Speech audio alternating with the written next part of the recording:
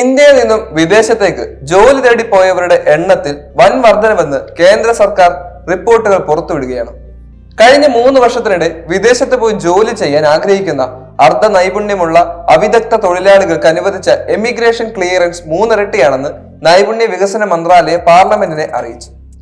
ഒരു ലോക്സഭ എംപിയുടെ ചോദ്യത്തിന് മറുപടി നൽകുകയായിരുന്നു കേന്ദ്രമന്ത്രി ജയന്ത് ചൗധാരി നൽകിയ കണക്കുകൾ പ്രകാരം 2021 1,32,675 പേർക്ക് വിദേശത്തേക്ക് പോകാനും ജോലി ചെയ്യാനും എമിഗ്രേഷൻ ക്ലിയറൻസ് ലഭിച്ചു. 2022 അത് 3,73,425 വർദ്ധിച്ചതായും ചൂണ്ടിക്കാട്ടിയിരുന്നു.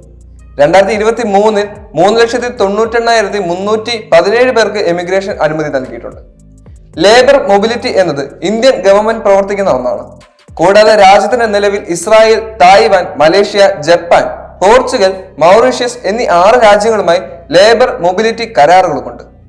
വിദേശകാര്യ മന്ത്രാലയം നൽകിയ വിവരമനുസരിച്ച് എമിഗ്രേഷൻ ചെക്ക് റിക്വയറൻസ് ECR പാസ്പോർട്ടുകൾ കൈവശം വെച്ചിരിക്കുന്ന ഇന്ത്യൻ തൊഴിലാളികളെ സംബന്ധിച്ചിടത്തോളം എമിഗ്രേറ്റ് പോർട്ടൽ വഴി ഏതെങ്കിലും ECR കാറ്റഗറി രാജ്യങ്ങളിലേക്ക് വിദേശ ജോലിക്കായി മുന്നോട്ട് പോകുമ്പോൾ മാത്രമാണ് ഡാറ്റ സൂക്ഷിക്കുന്നത്. ECR പാസ്പോർട്ട് ഉടമകൾ പൊതുവെ അവിദഗ്ധ അല്ലെങ്കിൽ അർദ്ധ നൈപുണ്യമുള്ള തൊഴിലാളികളാണ്. അത്തരം തൊഴിലാളികൾക്ക് അനുവദിച്ച എമിഗ്രേഷൻ ക്ലിയറൻസുകൾ കുത്തനെ ഉയർന്നു.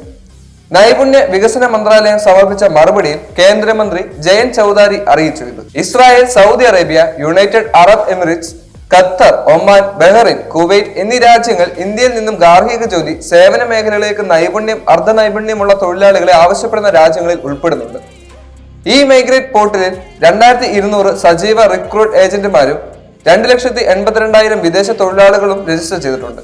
കേന്ദ്രമന്ത്രിയുടെ മറുപടിയിൽ അദ്ദേഹം പറഞ്ഞു, യഥാർത്ഥവും അംഗീകൃതവുമായ സ്ഥാപനങ്ങൾക്ക് മാത്രമേ പ്രവർത്തിക്കാൻ അനുവാദമുള്ളൂ എന്ന് ഉറപ്പാക്കാൻ തൊഴിലാളി ഉടമകളും റിക്രൂട്ട്മെന്റ് ഏജന്റുമാരും ഇന്ത്യൻ തൊഴിലാളികളെ നിയമിക്കുന്നതിന് ഈ മൈഗ്രേറ്റ് പോർട്ടിൽ രജിസ്റ്റർ ചെയ്യണം. ഇന്ത്യൻ തൊഴിലാളികളെ റിക്രൂട്ട് ചെയ്യാൻ ആഗ്രഹിക്കുന്ന ECR രാജ്യങ്ങളിലെ വിദേശ തൊഴിലുടമകൾ പോർട്ടൽ വഴി വിദേശകാര്യ മന്ത്രാലയത്തിൽ നിന്നും അനുമതി വാങ്ങണം.